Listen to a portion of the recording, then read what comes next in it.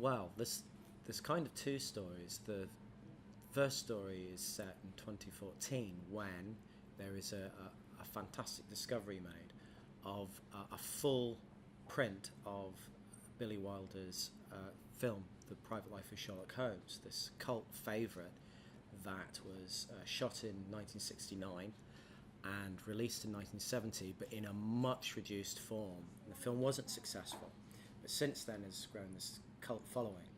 Now in 2014 I have my protagonist Gemma, who is a film studies lecturer, in charge of a screening of this new full cut at a festival in Scotland, and she wants to interview someone, and the person she finds to interview is our eponymous continuity girl, April. And that's the beginning of it. And then we go back to 1969 and we see this film being made by Billy Wilder in Scotland. It's a very troubled shoot, and they encounter opposition from a local group who are Loch Ness Monster hunters. In 1969, one of the things you had in Scotland were Loch Ness Monster hunters, groups of scientists who were bucking the trend a bit. They were, as people were in the 60s, they were iconoclasts, and they thought that scientists were being rather stuffy in just dismissing the Loch Ness Monster. So they went up to look for signs of the Loch Ness Monster and to think about the reasons people were saying that they had seen the Loch Ness Monster, and producing all sorts of analysis about Loch Ness. Now they aren't best pleased when this film crew arrives from Hollywood, and I imagine a meeting between a scientist looking for the Loch Ness Monster and a fictional version of the film's continuity girl, and I imagine the romance that might happen from that meeting.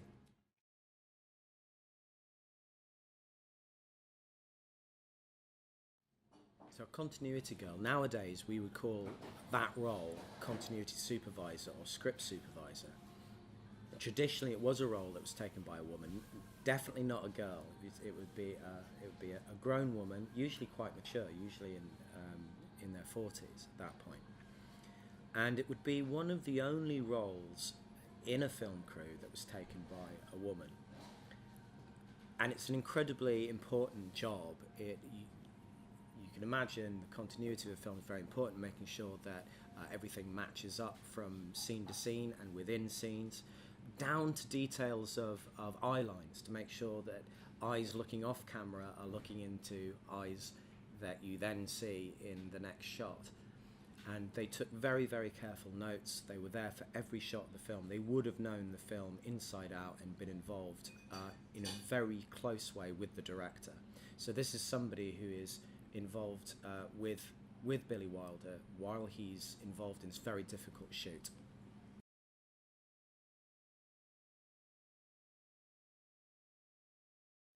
Private Life of Sherlock Holmes is, I believe, the last masterpiece of Billy Wilder, who's one of the great Golden Age auteurs. He'd made an absolute masterpiece in 1960 in The Apartment, which I think is a flawless film, very, very funny and very resonant and bittersweet, and all the things that you hope for from a Billy Wilder film. But nothing he'd made after that really recaptured that. And then The Private Life of Sherlock Holmes, when it was first produced, it was mauled by the studio. It was a critical and commercial flop, and it broke Billy Wilder's heart. And it was only after, in the decades that followed really, that people picked up on the qualities of the film. I don't think he made a better film between The Apartment and it, and I don't think he made a better film afterwards. The film critic Kim Newman says that it's the best film about Sherlock Holmes. I think I'd go further. I think it's the greatest work of art to do with the Sherlock Holmes mythos, and I include the Conan Doyle stories controversially in that. It's a film that does that thing that I think we all want to do when we read about these iconic characters. Iconic characters are mysterious, and Sherlock Holmes is very mysterious, and we want to know more. And that's the sort of thing that produces fan fiction. I think Billy Wilder understood that you needed to keep the character mysterious, and he retains a mystery throughout, and yet allows us to delve into the private life of Sherlock Holmes and try to understand more about this. What would make a figure into this iconic? What would make a real man maybe into this iconic figure? And I think it does that in this incredibly witty and funny and convincing, realistic way. You really feel he apparently cast the great Robert Stevens, great stage actor, in the role because he felt that he looked like somebody who could be hurt, and he is.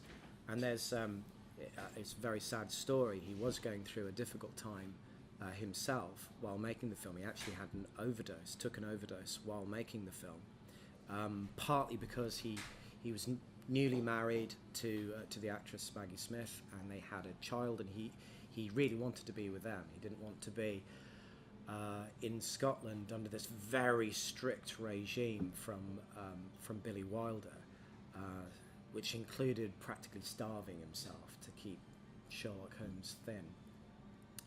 So there's all sorts of resonances about the film. It's this beautiful film about the vulnerability of the brilliant, and that's actually plays out in the actors and the other people who are making the film. So Mark Gatiss is on record as saying that The Private Life of Sherlock Holmes is his favourite film, and it's the film that inspired more than anything the BBC's Sherlock, the TV series with Benedict Cumberbatch and Martin Freeman. And you can see, once you know that, you can see it. You need to know it to see it. It's most obvious in the Christmas special, where they actually dressed in the deerstalker and cape and set it in Victorian times. But you can see it mostly in that relationship between Holmes and Watson, and in that growing sense of Sherlock's vulnerability, the limits that somebody has to deal with as a brilliant human being.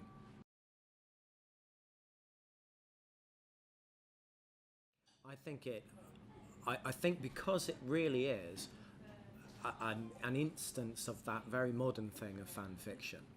So you can see that taken up after the film.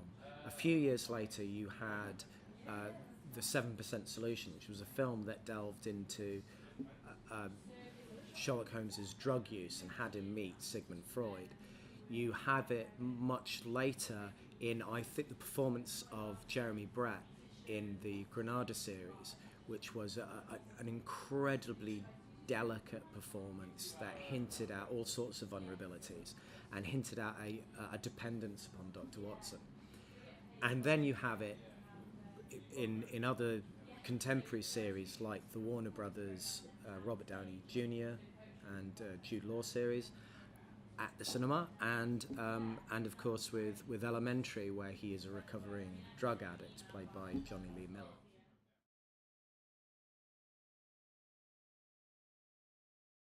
I think the funniest story is about Christopher Lee. And Christopher Lee tells this story against himself, really. One thing you didn't do with Christopher Lee in 1969 was mention Dracula. He wasn't as proud of the Dracula films as he later became. It was something he was trying to get away from, and he was very pleased to be on a film that was being directed by the great Billy Wilder. And Billy Wilder, unfortunately, wasn't somebody who had a great deal of respect for actors' foibles. And at one point, when they were waiting at Urquhart Castle for the light to be right, they were waiting for golden time, which is this moment where you can film as dark, but it's light enough so that you can see the surroundings. And they're waiting for this moment, and they're twiddling their thumbs, and they notice they're in a castle, so there are bats flitting around.